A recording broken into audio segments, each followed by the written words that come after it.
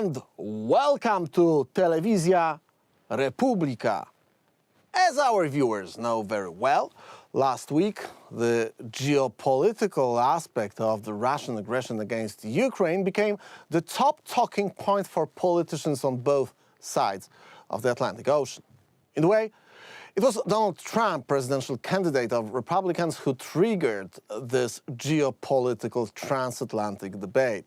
He did that saying the following words. NATO was busted until I came along. I said, everybody's going to pay. They said, well, if we don't pay, are you still going to protect us? I said, absolutely not. They couldn't believe the answer. And to be honest, we know that this is not the first time he said this kind of thing.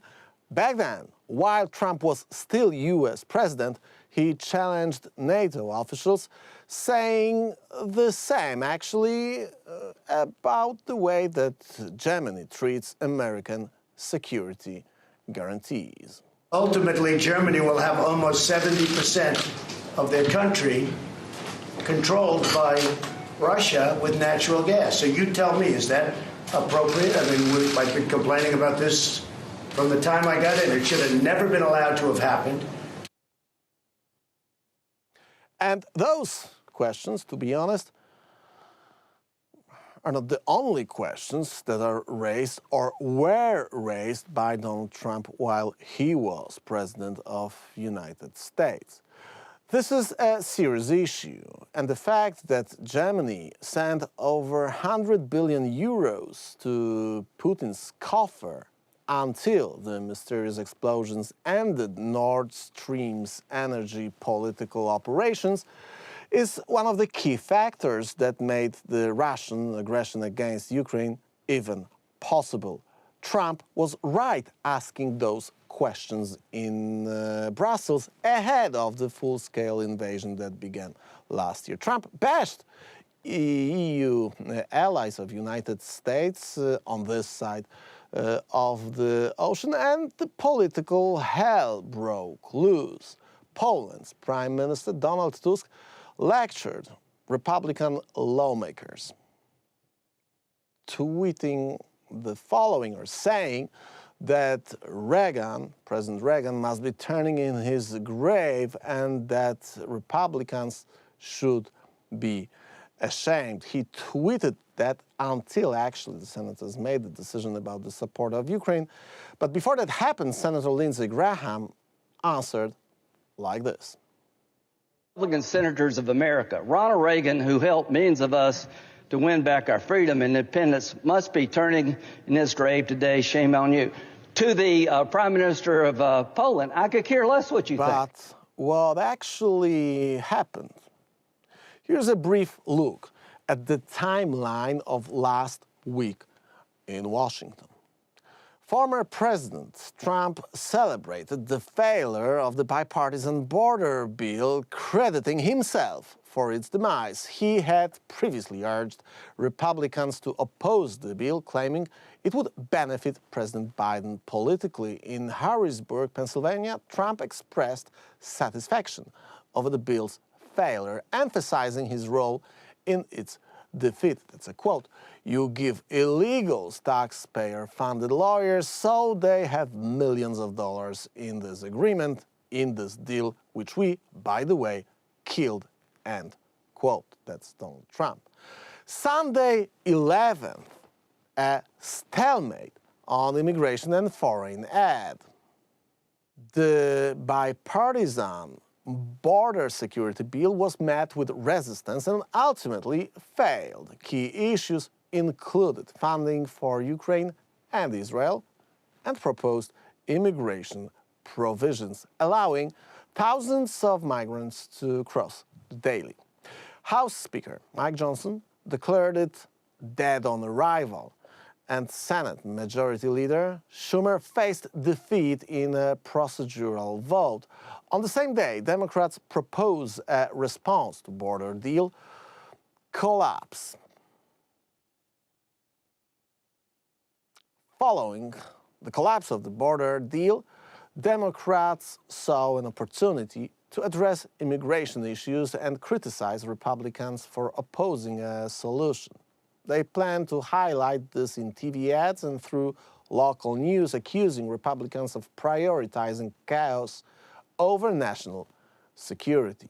On Monday, 12 February, Republicans reject what was called by the media a border security compromise. Republicans influenced by Trump rejected a compromise on border security, leaving the government searching for ways to manage the border more effectively. The White House evaluates its options while lawmakers focus on a standalone foreign aid bill. No executive action could actually have done what this bipartisan agreement could have done, said White House Press Secretary Karine Jean-Pierre. Tuesday, 13th of February. Speaker Mike Johnson opposed the Senate proposal for foreign aid without tougher border security measures, questioning future congressional support for Ukraine. The Senate passed a $95 billion defense spending bill for Ukraine, despite objections showcasing bipartisan support for the aid. As Senate Majority Leader Chuck Schumer said, and that's a quote, "Today, we make Vladimir Putin regret the day he questioned America's resolve," end quote. There is a famous saying about Americans being interested in foreign policies only under one condition. We're gonna go deeper into that in a couple of seconds. Before we do so, you can join us on rachon.com. That's our Substack. You can leave us your email here and subscribe to our daily reports on the issues that are going on the front lines of the global war against the West that we report daily on this program. My name is Michał Rachon. This is Rachon. And we are rolling. Are you ready? 3, 2, 1, go! And our guest tonight is Adjunct Professor of Legislative Affairs at the George Washington University, Mr. Mark Strand. Mr. Strand is a former president of the Congressional Institute and 2017 fellow at the Harvard Kennedy School Institute of Politics, and he is also an author of a great blog on Substack, which is titled Politics and Sausage Making. Great to have you on our program, Mr. Strand, Professor Strand. Great to have you on Telewizja Republika. It's my pleasure. Thank you very much. I should say I very much enjoy your Substack column, too. It's one of the most informative you can get here in the United States on what's going on in Ukraine. Great to hear those words, and this is probably the good moment for our viewers to subscribe to Professor Strand's Substack. And I'm going to start with the question regarding the thing that you wrote on 9th of February. You actually argue that we are having a very strange time, as far as I understand it, in U.S. politics because of a kind of isolationism that is visible, and this isolationism, which is a common feature of U.S. Politics, but not always in the times when the the U.S. is not involved directly in a war. So my question is that really the case, or is U.S. actually right now in the middle of war, the war that was not declared by the collective opponents or enemies, should I say? Well, it's a great question because I'm not sure America itself understands where it's at right now. As you say, it's common for Americans to go into a period of isolationism in between wars. Before World War I, they didn't want to get involved in Europe. Before World War II, in August, before we were attacked in December by Japan, we nearly abolished our military draft, and it survived by one vote in the Congress. So you can imagine what would have happened if we disbanded our army, 4 months before Pearl Harbor. The Republicans changed a lot with Ronald Reagan, who had a vision for a world that was free of communism and the idea of peace through strength. But the Republican Party is sort of forgetting a little bit of Ronald Reagan these days, and it's starting to turn a little bit more isolationist. However, they snap out of that fairly quickly when the times require it. There's a famous maxim about American policies is that Americans don't care about foreign policy unless you make them. And if you force them to care about it, then they get very involved. Yeah, Ronald Reagan is an author of a great strategy, great simple strategy that we remember in this part of the world very well. It's simple. We win, they lose. They, Exactly. I mean, Russians, the state and the evil empire, which was imprisoning people like myself and my countrymen. So what is the reason and what do you make of the whole debate around border policies on one hand and the financing of the military effort of America's allies in Central Europe, in Middle East, and close to the Chinese borders? It's concerning because there really isn't a link. They're two separate issues. The border, it's convenient to make the border sound like it's a foreign policy issue. You protect our border before you protect everyone else's border. It's a good political slogan, but it's kind of not really as relevant. The problem is, of course, that Donald Trump has gotten involved in the issue and has made a lot of, and he sort of encouraged all Republicans to oppose a bill, anything in the border that had to do with the border because it's not perfect in his words, and he's waiting for him to get elected president to do that. Well, the Senate went ahead, and this morning, just a couple hours ago, voted 70-29 to approve military aid, including $60 billion for Ukraine. But now the Speaker of the House is saying, well, you didn't include anything on the border. But that's exactly what he told them not to include last week. So I think the politics is very muddled.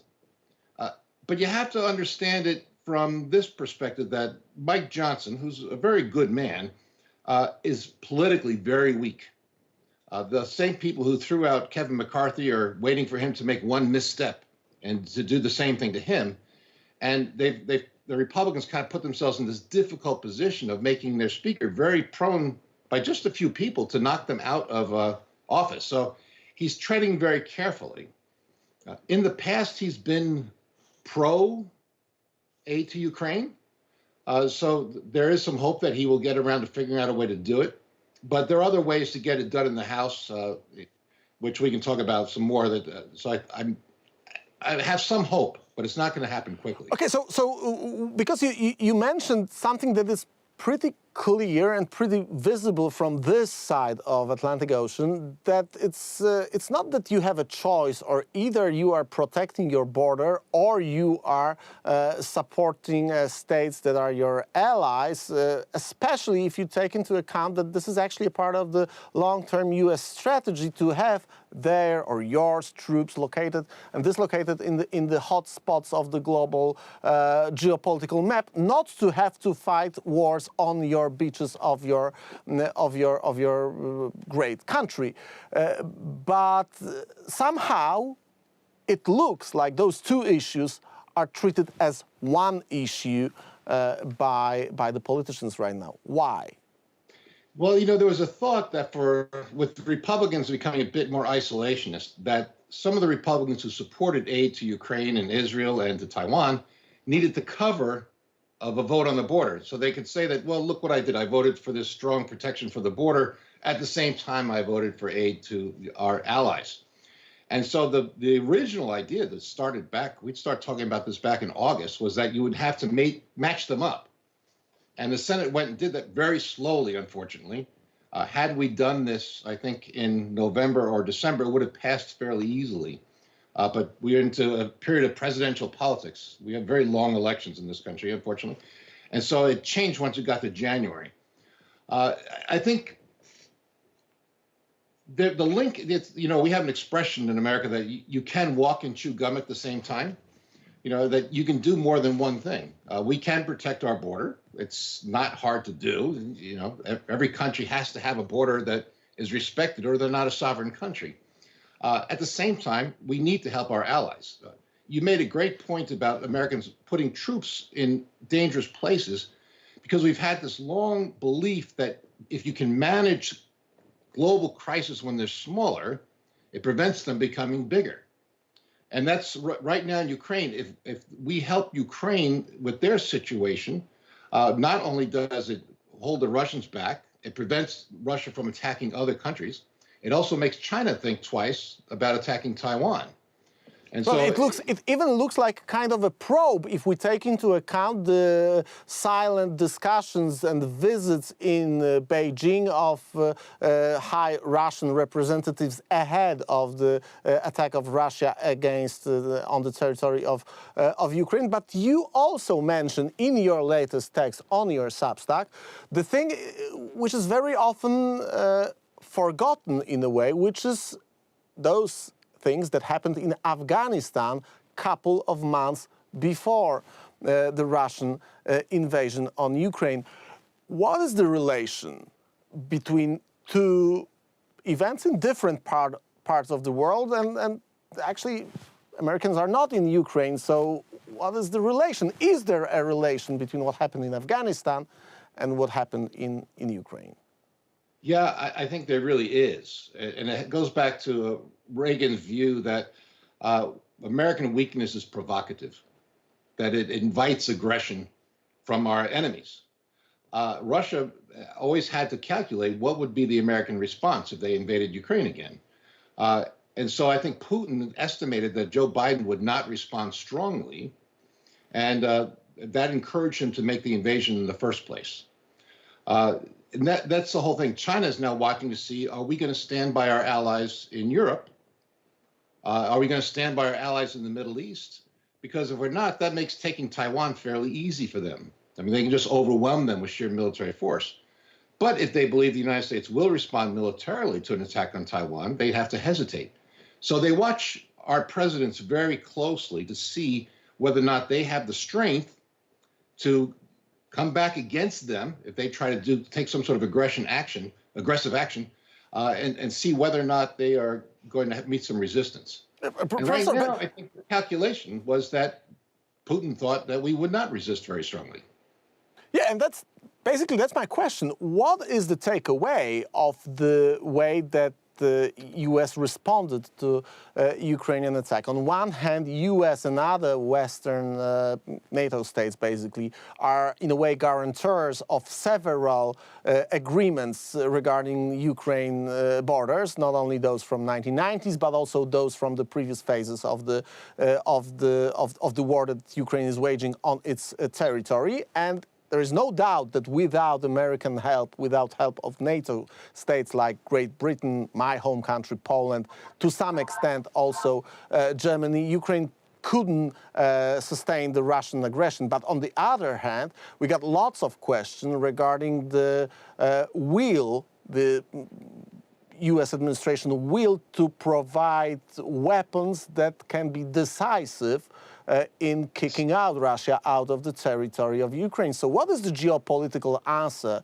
to the question that you just mentioned, answering the previous question? You know, the bottom line is that it is in the interest of the United States and Europe to defeat Russia in Ukraine. And some of the things that trouble us, while we're glad that President Biden responded and has given military aid, you make the point that he did not give them the decisive weapons. It's great to train people in combined arms tactics with tanks and everything else, but if there's no air support, it wouldn't work. We would never send our own troops into a combined arms battle without air support. So we know that's needed. And the missiles that can make Crimea a much more dangerous place for Russians need to be done too. So you almost get the sense that the Pentagon was thinking we will do just enough to weaken the Russian army at the expense of Ukrainian troops, but not enough to defeat the Russians. And this is a big mistake because Putin is already saying very clearly he's at war with the West.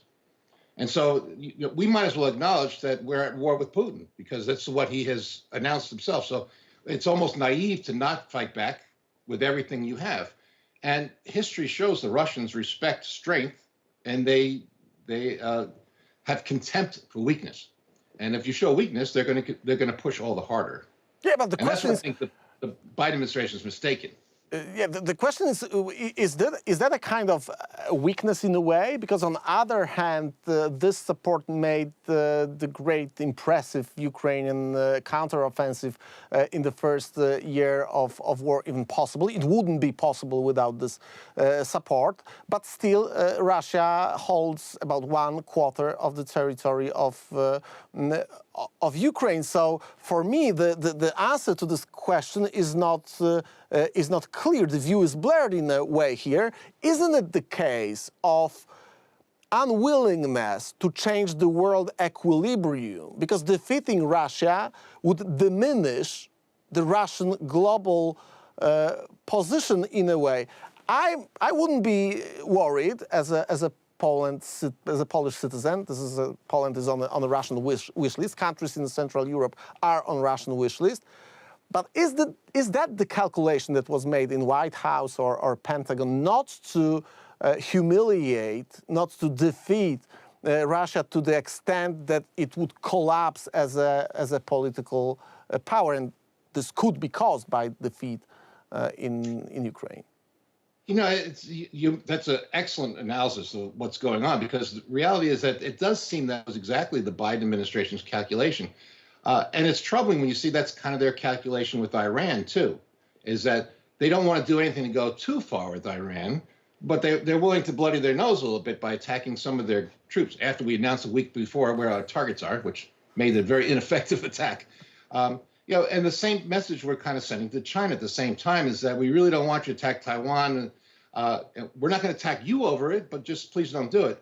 You know, deterrence is based on the belief that if you do something to us, we are going to do something to you. And so what is wrong with defeating Putin in Russia? And I think this is a mistake of the calculation of the Biden administration. It's kind of interesting that there are not many wars in the United States that the Democrats have supported. They didn't support Bush in the Middle East. They didn't support, they barely supported Clinton in the former Yugoslavia, in those areas too. So they've been supporting this one, mostly because it's, you know, they think they're being anti-Trump to a large degree. It worries me that their commitment to the issue could fade too if we go too long without Ukraine showing progress. The problem is, to show progress, they need the right weapons to do it. Yeah. If we give the right weapons, I think Ukraine will demonstrate that they're capable of pushing the Russians back.